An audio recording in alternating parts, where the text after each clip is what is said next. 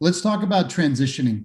Let's talk about someone, whether you're in a career and you're transitioning or whether you're in the military and you're transitioning. Business, what are you going to do next? I hear it all the time when people grab a phone call with me or a Zoom call. They're like, I'm a colonel and I don't know all the branch designations, but I'm going to transition out. I have no clue what I'm going to do in the civilian world. I don't have any skills. Oh my gosh, they're wrong, right? Right, guys and gals? They're so dead wrong. They just don't know it yet, right? Greg's got me the thumbs up. I got some feedback from Greg. So yeah, you do have skills. Here's how you find out what the skills are. Who's done Designing Your Life by Bill Burnett? There you go. Dennis, I knew it was going to be you. Head of the class, extra jello at lunch today. I knew it was you. If you're that person, and I'll ask Dennis to comment on it in just a second. Yes, my friend, do you have the workbook? You got it. He's got it filled out, right? In triplicate, copied in a binder, tabbed, labeled, colored, all that. Designing Your Life by Bill Burnett was designed for a college audience at Stanford. It's since been elevated through several editions to really badass content that will give you such clarity, and I'll let Dennis talk, and I'll stop in a second, in perhaps what you're best at and who is doing that now, and perhaps how you can connect with them to consider those opportunities. Now, before I ask Dennis to say something on Designing Your Life, I want to say this. The second thing that you can do, and maybe do those in reverse order, is when we have new members join our cohort, every one of them has low self-awareness. That's the truth. Now, they're badass. They have incredible accomplishments, medals on their chest if they were in the military. Just people look up to them. King Midas's, or Queen Midas's, so to speak. They have low self-awareness. Why? Because they're so powerful and they've been so successful. What I asked them to do is to do a couple of assessments. Please write these down. I'm going to have all of you write these down, whether you're a small business owner or an entrepreneur or transitioning. One, I want you to take the Kolbe Alpha, Kolbe Alpha. It's the only cognitive assessment that's been scientifically validated, peer-reviewed, and published. It describes your action style. If I land you in a situation, what do you do? And there are 4 numbers that indicate how you roll action-wise. And then there's a scale of 1 to 10. And if you tell me your 4-number Kolbe, I can pretty much predict where you should be working, who you should be working with. It's very predictive assessment. Number 2, Strength Finder, Gallup Strength Finder. I'm sure a lot of you have taken it. I love the 34 version, top 5, bottom 5, and everything in between. This is more your learning style. This is what you've accumulated through DNA or through your experience that you can apply in the future. Next, now you haven't heard about this one, I bet, Dennis. Fascination Advantage by Sally Hogshead. Scientifically validated, peer-reviewed, published. I only like assessments like that. I don't like the woo-woo ones that you find on Instagram. Are you a monkey or a giraffe? And then supposedly that's predictive. It's not. Give me some scientific data. Fascination Advantage. What does the world need more of you that you may be unconscious from? And it's an amazing way that she pulls from you the positive, the stuff you're getting from people around you. And then the last one, please read this book, please, by Gay Hendricks, The Big Leap. You're going to get 2 things out of that, which drives self-awareness.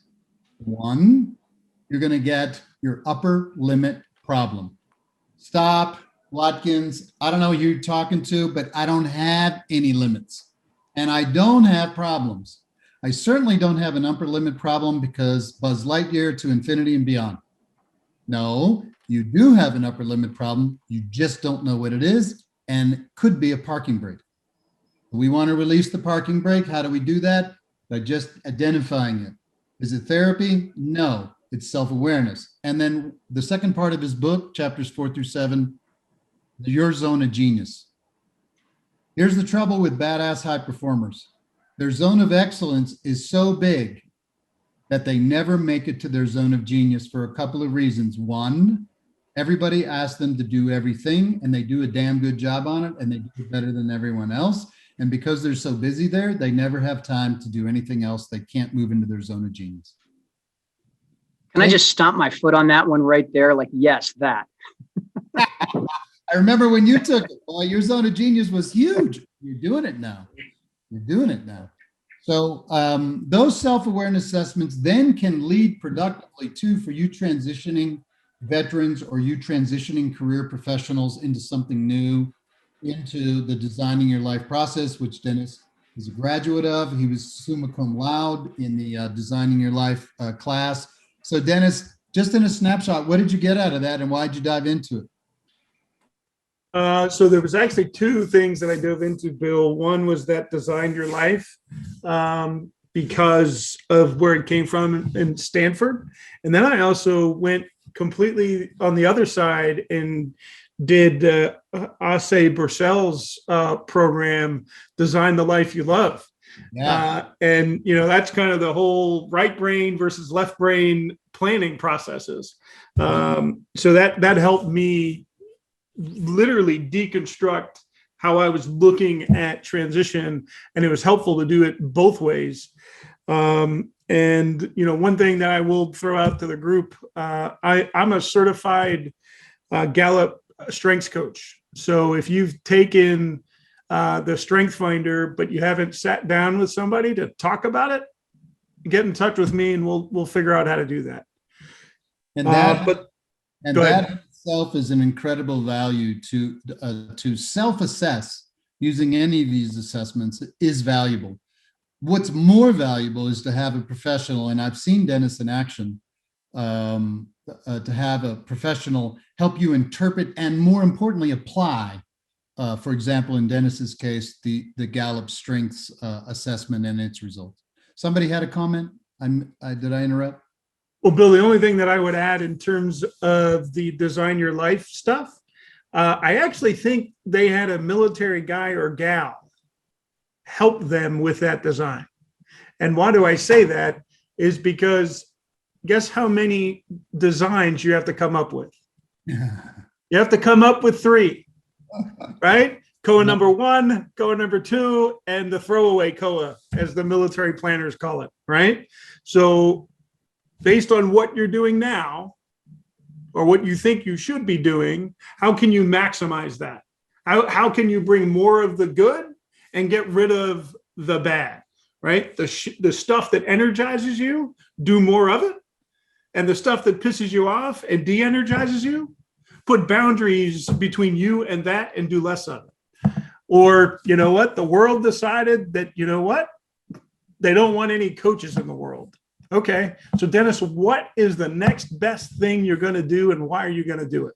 Number 2. And then number 3, if you could do anything in money, status, all that stuff that we always talk about and think about, none of that shit matters anymore. And you could be develop some sort of AI machine in Bali and hang out on Zoom calls once a week. What would you do? Right? That was door number 3 of Jason's plan. And look, yeah. So I'll take door number 3, Bob. Maximizing your current reality. What's option number 2 that really leverages your strengths? And then if you could do anything, the world being your oyster, what would you be doing and why? Did I get that right, Bill?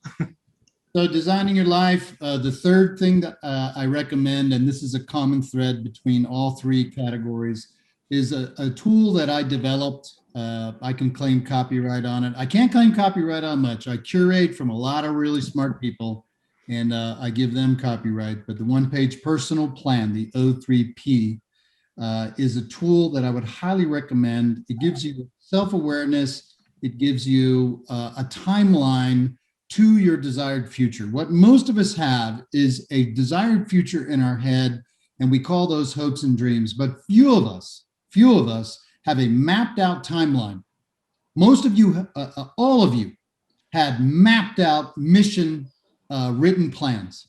But then you moved into personal life, moved into civilian world, and few of us have those. The one-page personal plan that tool that lays out on a single sheet of paper your life up to 25, I don't know, 50, 100, if you're Japanese, 100 years out. And I know Jason did that. He's living his one-page personal plan right now. Very And it's meaningful. way smaller than your bathroom mirror. Yeah, yeah, it's awesome. You know, the workbook is work, but it translates into a document that you can get the gist of in, you know, milliseconds. And all these tools you may not be familiar with. Number one, just side note, I'm happy to share them with you directly through Jason. They're no free. There's no Jedi mind trick gimmick here. Or if you want a facilitated learning and implementation session, I offer those through free public workshops every Thursday. I'll give the link to Jason. He'll share it with you if you want. Anyway, for transitions, this is the plan. Number one, get your self-awareness. God, I'm not good at anything when it comes to civilian world, or I'm not good if I want to transition from corporate America into a small business. Bullshit. That's not true. I've seen it thousands of times, and I know what I'm talking about. Number two, designing your life, as Dennis said. Number three, the one-page personal plan.